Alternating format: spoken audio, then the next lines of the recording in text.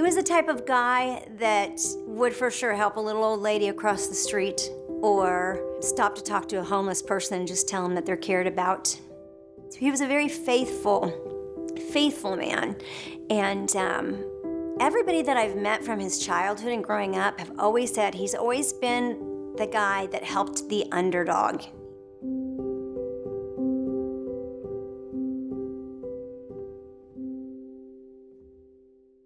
Our life was very simple. We didn't go out and party or do things like that. You know, a fun night for us would be laughing our butts off at our little tiny home, playing with our Yorkie and our Chiweenie, eating ice cream together. It was a great time. Life was great. We were best friends first before we dated, and I knew about his past, that he, had a past with drugs and that he had been in trouble and all of that. But we were the best of friends, and he was in recovery. And ultimately, God weaved our hearts together, and we started dating.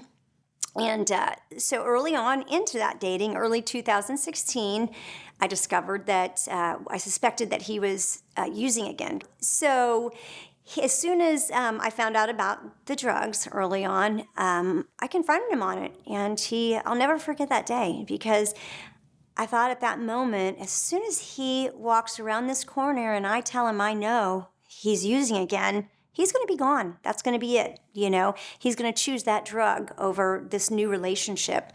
And I was so, so wrong. Instead, when I said I know, he fell into my arms literally and said, I don't want this. I hate it. I've already called some places. I don't want it. And he started his recovery journey from there. I always say that the drug really didn't kill my husband. The shame and the stigma did. Because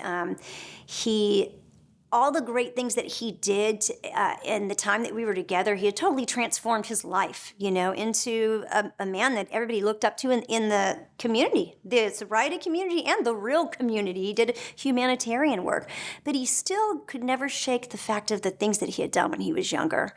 And so a relapse to him felt like, oh, I'm the old Brent. People are going to look at me like I'm the old Brent, The first relapse, he went straight into Valley Hope and got treatment. And that was 4 years ago, a little over about 4.5 years ago.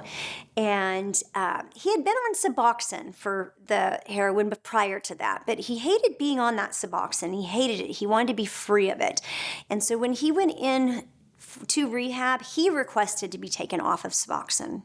He wanted to be off of it. So he got off of Suboxone. And keep in mind, at this time, I was really living with fog glasses on. I didn't know anything about heroin and how addictive it was or anything. I knew nothing about it. And I didn't do the research that I should have done, But so he came out of recovery and thinking, everything was great. He had just gone to rehab and all of that.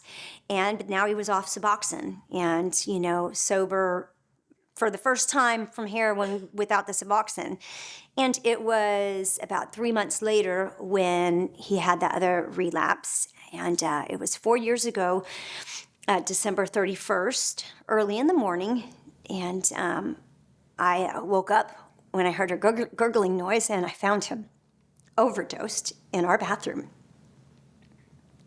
He didn't die that day because God gave us the grace. And keep in mind, fentanyl wasn't around like it was 4 years ago.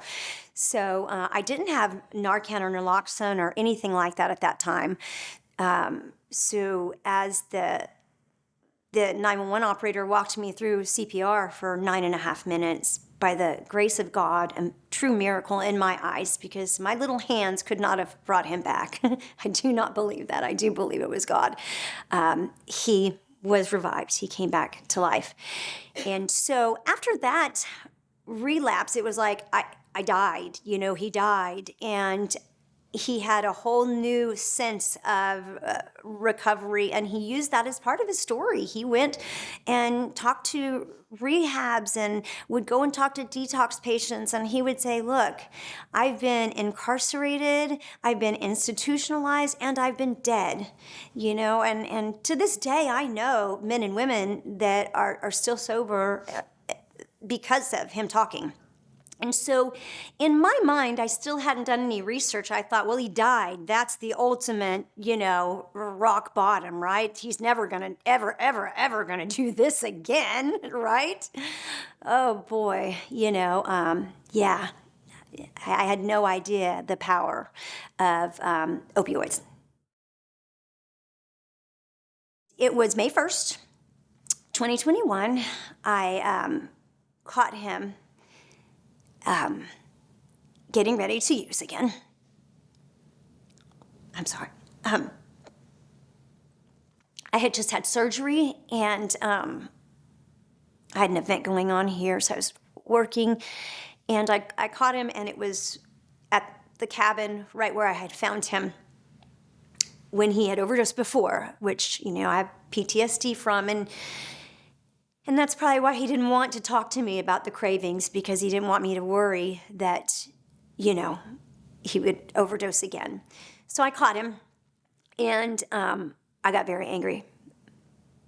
My loves and I, we didn't fight.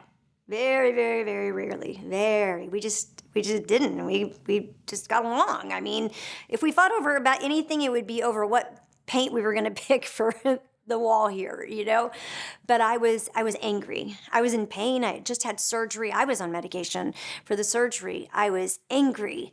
And I had promised my friends that weren't in the drug community that none of us knew.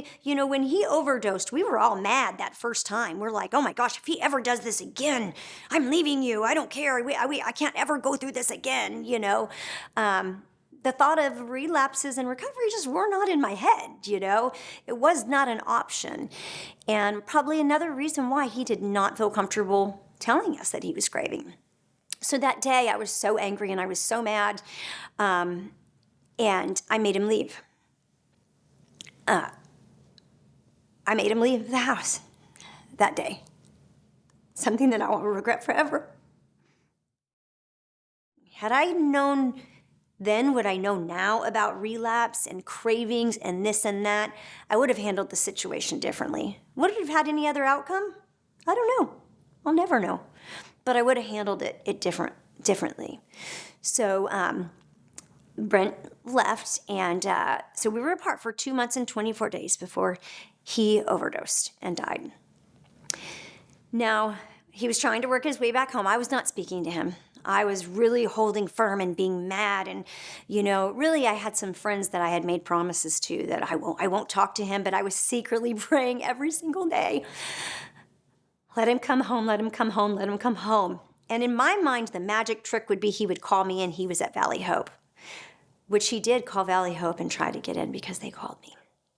But what I didn't realize until after he passed and I got into his phone records and stuff was the reason he didn't go straight back to Valley Hope was he was on probation and was afraid that would revoke his probation and that he would go back to prison, something that he feared more than anything because of the time he spent there when he was such a young man.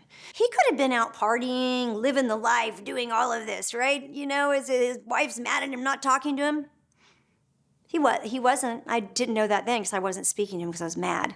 But I found out when I got in his phone and everything after he passed, I wanted to find something. I wanted to find that he was just out using so that I could be angry, and all of that. I didn't find that. I found a man that was fighting hard for recovery and fighting hard to come back home. He had, within days of leaving here, he had immediately stopped using, and it was going to a different recovery group than his normal group. He wasn't coming here because that group meets here, number one, and number two, he was ashamed. It was July 24th, 2021, when I was standing in this room. I saw that I had missed a call from his dad. And I called him back. It's all right. And that's when I heard the words, Brent's dead. Words that will never leave my ears. I remember screaming and saying, do CPR, do CPR. And his dad saying, nope, he was already cold. And I remember saying, it doesn't matter. He was cold when I found him, do CPR. And all I know from that moment on, I know that one of my staff members that was here, my little angel Hillary, heard me from the other room screaming as I was on the bathroom floor here. And she managed to get me to the house where he was. They didn't let me go upstairs. So I didn't get to. I got to hold him and kiss him in the bag when they were bringing him out.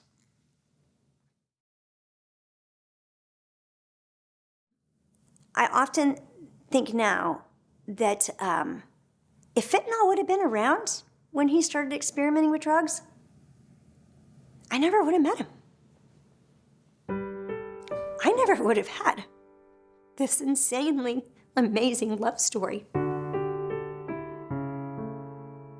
He ultimately ended up in death. That didn't define him. He was still a success story in recovery. What took his life was the shame that he lived in from that past of being incarcerated and stuff.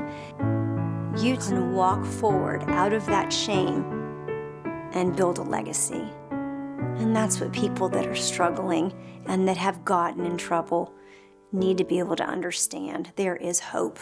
There is hope.